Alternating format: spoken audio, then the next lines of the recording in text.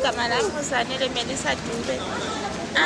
Ngizizwa ngiphathekile ngalindaba yokuthi abantu kufanele bayeke ukudla ipaloni nabo Vienna nabo Russian. Mina ngokwami angikho addicted kulokho kudla, anginandaba nakho, angikuthandi.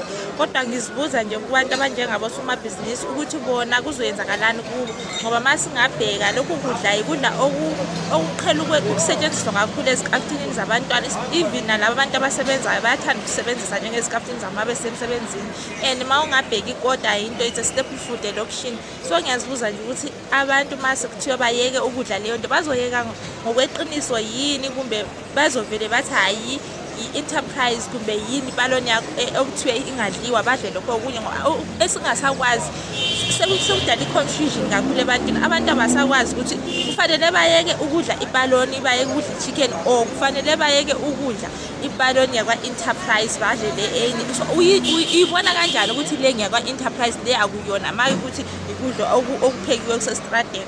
Njengokuthi namhlanje ekuseni mangidlula bengifuna ukuthenga amagwinya, kodwa ngiwatholile bebhizi bayenza konke namapaloni. So ngazi kanjani mina ukuthi le yona ipaloni iyona enesifo kumbe akuyona enesifo? Mina ngokwami kuyangizwisa ubuhlungu mangibheke abantu aba-addicted nabantwana abasesikoleni, ingane mazivuke ekuseni zifuna i-lunch tin, sekuzoba complicated, especially masibheke ukuthi ukudla already kuyadura, ukuthi sithathe isikaftin sizobafakelana abantwana. Nami ngokwami ukuthi umuntu lona bengithi for example bengiqhele ukuthi maybe bengithanda ukudla ikota, sizoyidla kanjani leyo kota yakhona? Sizodliwa ne-chips kuphela na?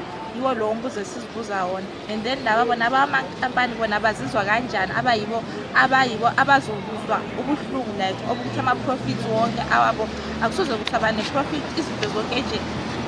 Abantu vele nje ngathi ba-confused kahle kahle. So le ndaba leyo mkhuhlane listeriosis sengathi nje sonkeni lapha asazi nje ukuthi senzeni, sidle singadli, sidle ini singadli ini. Ngiyabona.